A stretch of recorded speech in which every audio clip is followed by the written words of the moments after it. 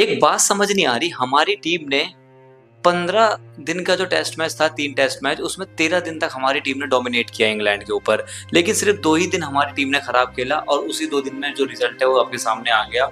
हम 2 test match हार गए। जहां इस सीरीज में हमें 3-0 से आगे होना चाहिए था, उस सीरीज में हम 2-1 से पीछे चल रहे हैं। इतना अच्छा खेलने के बाद भी हमारी टीम अभी भी इस सीरीज में पीछे चल रही है। 2-1 से पीछे है हमारी टीम। इतना अच्छा खेला हमारे खिलाड़ियों ने, फिर भी हमारी टीम पीछे रह गई। अब वो क्यों पीछे रह गई, क्यों सुनील गावस्कर ने बुमराह को इनडायरेक्ट रूप से जो ताना मारा है ना, वो कहीं ना कहीं वो ताना नहीं है। वो जो बात उन्होंने बोली है बिल्कुल परफेक्ट बोली है, और साथ ही इरफान पठान ने भी बुमराह के लिए जो बात बोली है बिल्कुल परफेक्ट बात बोली है। तो इन दोनों ने क्या कुछ नहीं बोला, आइए हम इसी के ऊपर डिस्कस करते हैं। और इंडिया की टीम के हारने की जो वजह थी वो क्या वजह थी, किन कारणों से हम उस मैच को हार गए। क्योंकि लॉर्ड्स का जो मैच था वो कहीं से भी हारता हुआ मैच तो जो दिख नहीं रहा था, लेकिन हमारी किस्मत सही नहीं थी जो हम उस मैच को हार गए। सबसे पहले हम बात करते हैं सुनील गावस्कर की। देखो, सुनील गावस्कर ने एक बात बोली है और बिल्कुल परफेक्ट और सही बात बोली है। उन्होंने क्या बोला है कि उन्होंने बोला है कि जितने भी बड़े खिलाड़ी हैं ना, अगर वो किसी टूर पे जाते हैं तो उनको रेस्ट नहीं करना चाहिए। बात तो सही है, अगर आप इतने बड़े टूर पे जा रहे हो तो आप रेस्ट क्यों कर रहे हो। अगर आपको रेस्ट करना है तो आप जाओ ही मत ना, सीरीज के लिए आप अपना नाम ही मत दो। या फिर बीसीसीआई को सोचना चाहिए कि अगर वो खिलाड़ी फिट नहीं है तो उसको खिलाना ही नहीं चाहिए ना। तो सुनील गावस्कर का कहना है कि जब इतने बड़े खिलाड़ी को जब इस तरीके से रेस्ट मिलता है तो वो सही नहीं रहता।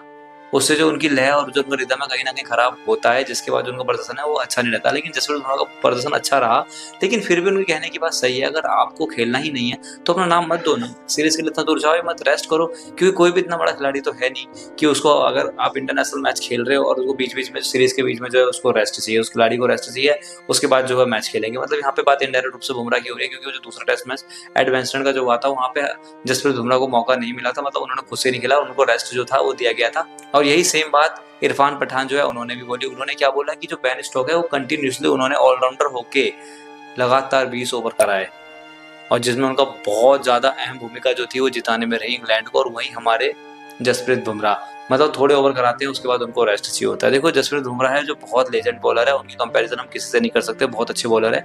पर कहीं ना कहीं इन दोनों खिलाड़ियों का भी कहना बिल्कुल जायज है, और सही कह रहे हैं दोनों खिलाड़ी। अगर आप इंजर्ड हो या आप थोड़े बहुत भी चोटिल हो तो आप सच में मत ही खेलो तो ही बेटर है। देखो, अब जसप्रीत बुमराह ने दोनों टेस्ट मैच खेला, दोनों में फाइबर थी, बहुत अच्छी बॉलिंग कराई। पर फिर भी अगर खिलाड़ी पूरे मैच खेलता है ना, तो पूरी जो हमारी टीम होती है ना, उनका हौसला जो है वो बुलंद रहता है कि खिलाड़ी है हमारे पास। लेकिन जब बीच में एक मैच का रेस्ट मिल जाता है ना, तो कहीं ना कहीं कॉन्फिडेंस जो है लूज होता है। वो भले हम उस मैच को जीत गए, लेकिन अगले में जब बुमराह आए तो आपने देखा था ना कि आकाशदीप और सिराज का जो कॉन्फिडेंस जो इस तरीके से लूज हुआ कि वो चाहकर भी विकेट नहीं ले पाए। चाह तो रहे थे विकेट लेना, पर उनको विकेट नहीं मिल रही थी। वैसी बॉलिंग वो नहीं करा पाए जैसी बॉलिंग उन्होंने एडवांसमेंट के ग्राउंड पर कराई थी दूसरे टेस्ट मैच में, वैसी बॉलिंग उसमें नहीं करा पाई। और जो अगले खिलाड़ी के बारे में बात करने वाला हूँ, करुण नायर, कि हम जो लॉर्ड का टेस्ट मैच क्यों हार गए, क्या है उसकी मुख्य वजह। देखो, करुण नायर एक इनिंग में मार रहे हैं 31 रन, फर्स्ट इनिंग में, दूसरे इनिंग में मार रहे हैं 14 रन। टोटल मिला के करुण नायर ने अभी तक जो रन मारे हैं वो आपके मारे हैं 131 रन। मतलब सोचने की बात है कि जिस खिलाड़ी ने ये बोला था कि dear cricket give me one more chance, जब उस खिलाड़ी को चांस मिलता है तो जवाब में वो ऐसा प्रदर्शन कर रहे हैं कि वो 6 इनिंग में सिर्फ और सिर्फ 131 रन बना रहे हैं टेस्ट क्रिकेट में। तो कहीं भी मतलब क्रिकेट भी बोल रहा होगा कि तू जा, तू निकल यहाँ से भाई, अब तुझे चांस नहीं दे सकता।